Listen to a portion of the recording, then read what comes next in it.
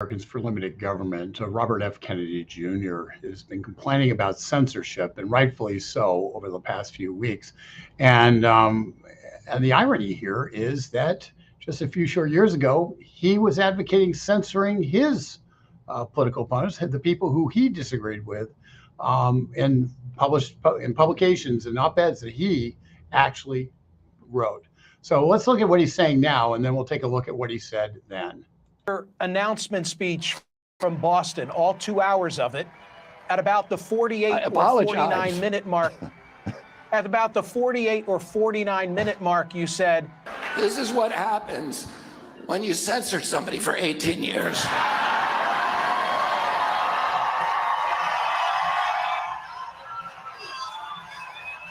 I got a lot to talk about. Who censored you and why? Well, most recently, the networks all censored me, including this network. But most recently, and I think most offensively, the White House was asking the social media sites to censor me. There were also attorney generals, I think 18 Democratic attorney generals, who contacted the social media sites and asked them specifically to censor me. But we now have, because of the Twitter files and because of these email dumps, we now have clear evidence that there were White House personnel who were ordering the social media companies to censor me, and it had nothing to do with misinformation. In fact, nobody's been able to show a single statement that I've ever made on my Twitter or any social media that is factually inaccurate. It was because I was dissenting from government policies. And, in this country, we built this country so that to allow our citizens to complain about our public officials. And that's, Robert, to me, a clear violation of the First Amendment.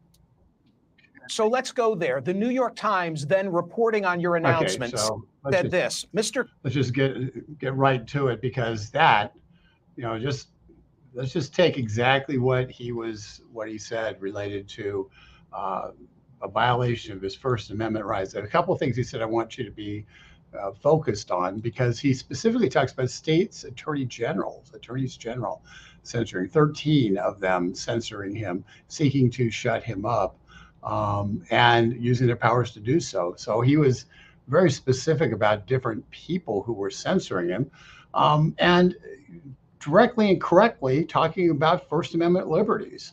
Well, unfortunately for him, the internet exists, and in 2014, Robert Kennedy Jr. Posted an op-ed, and I'm going to put it up right here for you now. He posted an op-ed in Huffington Post. He was the author, as you can plainly see. See if I can make it a little bigger for you so you can see it better. He was the author of it. Of this article entitled "What States Attorneys General Can Do About Climate Deniers." So, though they like to invoke patriotic themes and drape themselves in the flag, patriotic themes like First Amendment, drape themselves in the flag, the oil barons have persistently demonstrated their enthusiasm for putting corporate profits ahead of public welfare. So, here you go. You have this article that he's written. Can't deny it. His name's on it. And if you're interested in reading this article or my whole article, go to dailytorch.com. I published an article this morning on it. But in this article, under the guise of following the quote unquote overwhelming scientific consensus on global warming. How does it sound familiar to you? Robert Kennedy Jr. urged that state prosecutors, state attorneys general, give death penalty to corporations which deliberately, purposefully, maliciously, and systematically sponsor climate lies should be given that death penalty. What the death penalty is in this world is, he specifically talks about language in various states that allows for corporations to be dechartered, specifically based upon not corporate governance and their speech. And so as a result, he advocates very directly the taking down and eliminating companies, destroying companies that don't agree with his particular point of view. He goes further than that, though. He also then continues on and says, an attorney general with particularly potent glands, okay, note he's making a little sly reference there, could revoke the charters of oil industry surrogates like the American Enterprise Institute and the Competitive Enterprise Institute. So now, if you happen to be a free market organization and you happen to be somebody who paying attention to the world, and you say, wait a second, the remedies that are being offered by people like Robert Kennedy Jr., due to their concerns about so-called climate change, those remedies are, would destroy our economy. So let's make certain that he's actually, what he's defining as the problem is actually the problem, as opposed to arguing about a problem so you have to be able to get to the bottom of, is this a real problem? And then go and decide, and what should we do about it? What's the right solution to it? And so he goes on, so he sits there, but no, he doesn't want that to happen. What he wants is, if you happen to disagree with me on this issue, I believe that the state attorneys general should go after you with the power, every power they have to take you down, to eliminate you as an organization. He gives examples in the article. And he lists a whole list of groups in his little diatribe in Huffington Post in 2014, including Cato Institute, Libertarian Group, Heritage Foundation, Conservative Free Enterprise Organization, the Cooler Heads Coalition. Americans for Limited Government is part of the Cooler Heads Coalition. So yes, he specifically was saying that Americans for Limited Government should be eliminated because we don't agree with him. The Global Climate Coalition, the American Enterprise Institute, which in the op-ed he falsely labels as American Legislative Exchange Council by initials ALEC. I suspect it was a typo, but you can't tell. Americans for Prosperity, Heartland Institute, Committee for Constructive Tomorrow, which is CFACT, which is one of the primary sources of a lot of scientific information related to that issue. George C. Marshall Institute, State Policy Network, which is a whole system of foundations in each state that spend time working on a whole variety of issues, not that concern their state, and they're all C3s, all nonprofits that you can get a tax deduction if you give them money. And then they repeat it's Competitive Enterprise Institute. Of course, he would also give the death penalty to ExxonMobil and Koch Industries, to name the two that he names, for having the audacity to give grants to groups that, get this, agree with them. Astonishing. You sit there and you say, gee, I'm going to find a group that agrees with me, and I'm going to support that group. What a concept. It's the way it ought to work. Apparently on the left, it doesn't work that way. But that's, so you go into that. So when you get down to it, the question is, when RFK Jr., and he's going to be testifying in the House next week in the Committee on Censorship, he'll be joined by a reporter for Breitbart News, and who else is it? I don't remember. And a representative of the Louisiana Attorney General's office, which was responsible for arguing the court case in federal court that caused the Biden administration's censorship efforts and communications with social media companies about censoring Americans to be shuttered. So he's going to have somebody from Louisiana arguing it from a legal perspective, somebody from Breitbart arguing it from a media perspective. The question is, I wonder what perspective Robert Kennedy Jr. is going to argue it from, since he is now censored, a victim of censorship, but in the past has argued strongly in favor of censoring people who don't agree with him. So that's the irony in this world, and it's called hypocrisy. And it's hypocrisy of the greatest level. And it's irritating as heck to me. And it just, I have to tell you, personal story. I way back when I was working for a consulting firm, we had a client that was trying to do something very simple. This client was trying to take an island that was in the Anacostia River that was made from dredge. It literally was not an island that existed until the Anacostia River was filled with silt. They dredged it. They had to put it somewhere. They built an island in the middle of the Anacostia River. There were no buildings on the island. It was all basically weeds and rats, and some trash was dumped out there. Okay.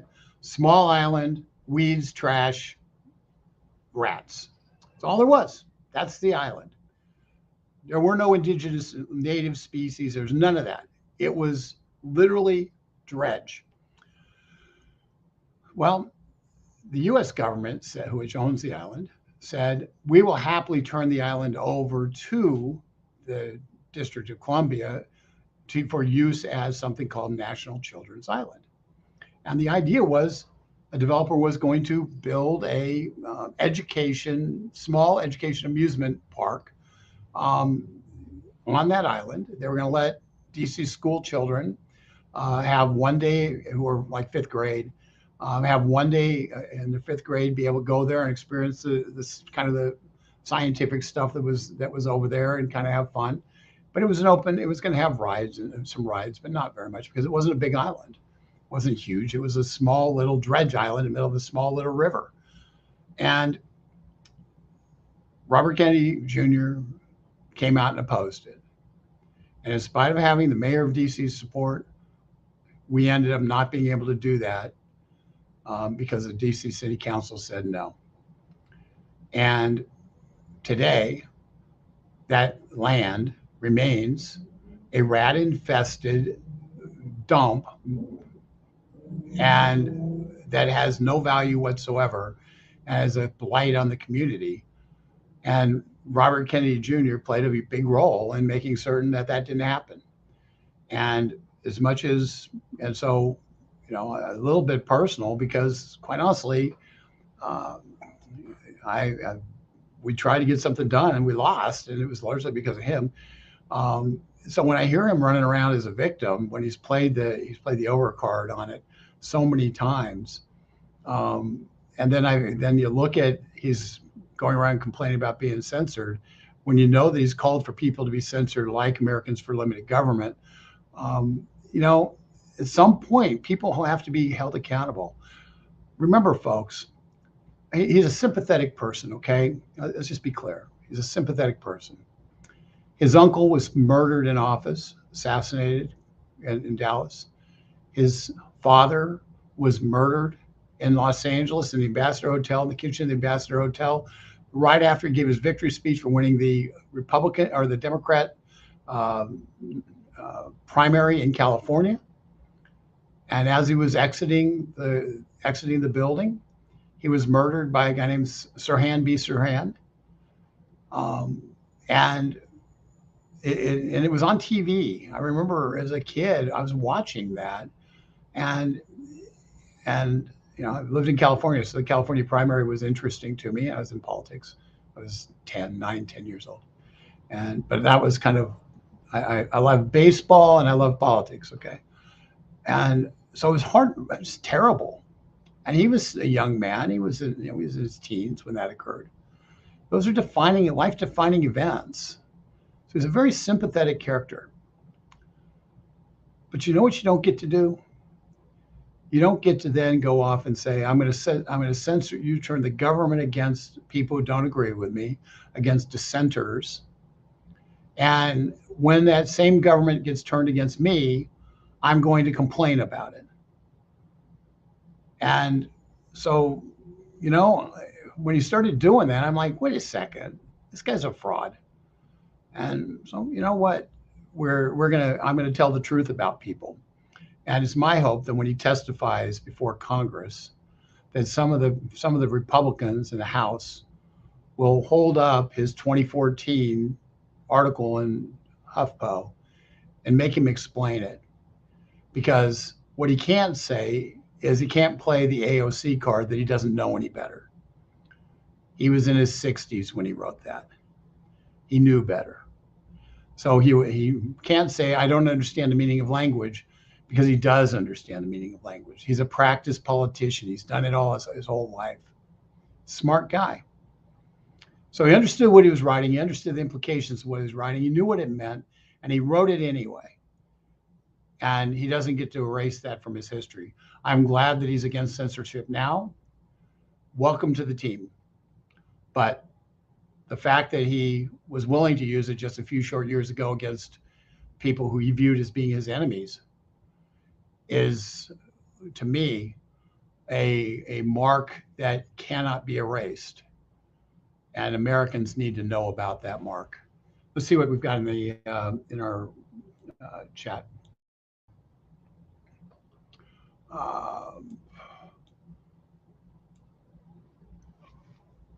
gonna have to take my glasses off to see this.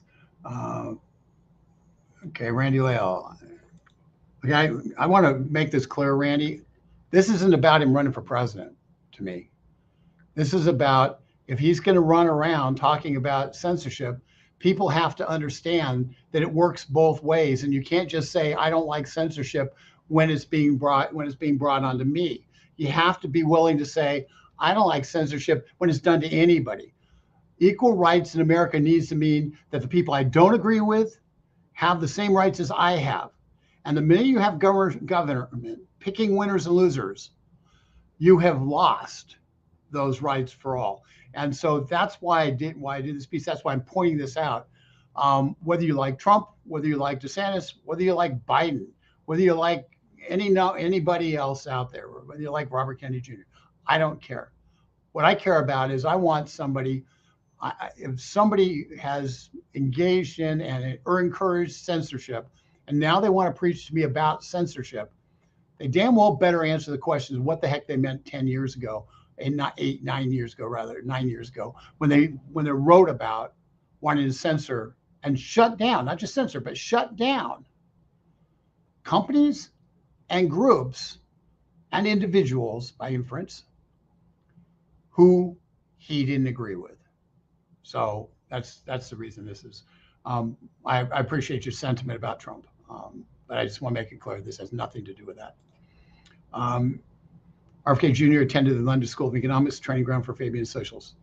He did, and that's true.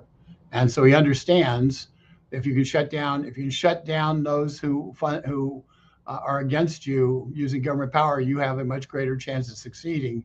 And the objective is wholesale change in America, in the world economic system. But that's a different story.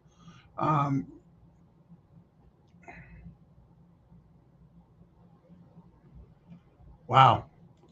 Betsy, I'm going to read this, even though it's not particularly pertinent to this story. I sent an email to a senator that there was no climate change and why. And then when I hit the send button, the message came on saying this email cannot be sent for national security reasons. Wow. That's frightening. Be interested if you repeated that today, if you get the same message.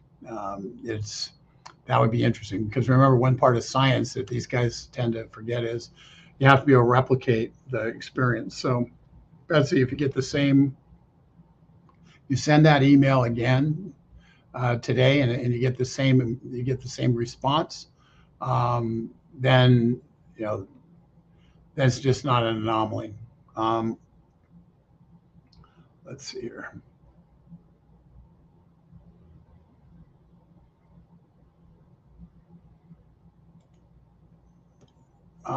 These people, Stephen Lisa Johnson, these people post this and still support the most racist President Biden, said that he didn't want his. I don't know. Did we finish the quote there? Oh, okay. I'm sorry. I don't know how to respond to that, but I do know this. Everybody gets a chance to, support whoever they want. Once again, this isn't about the presidential race. This is about informing people about the history of somebody who a lot of people are just now kind of saying, who is this guy? He's got a great name. He's got a sympathetic history. He's been in politics. He's fought a lot of battles. And, so who is he? And so it's really about trying to have, he's going to be talking about a certain subject. And it just became curious. I wonder what side he's going to support. So I guess we'll find out what side of the censorship side he's going to support, given he's been on both sides of it. And I'm just going to go and let's see here. We don't have as many comments as we normally do. So I'm going to go and just say thank you very much for attending. We appreciate you being here. And if you're interested, just go ahead and share this. And we look forward to talking to you again on Monday of next week. With that, I'll bid you adieu. Bye-bye.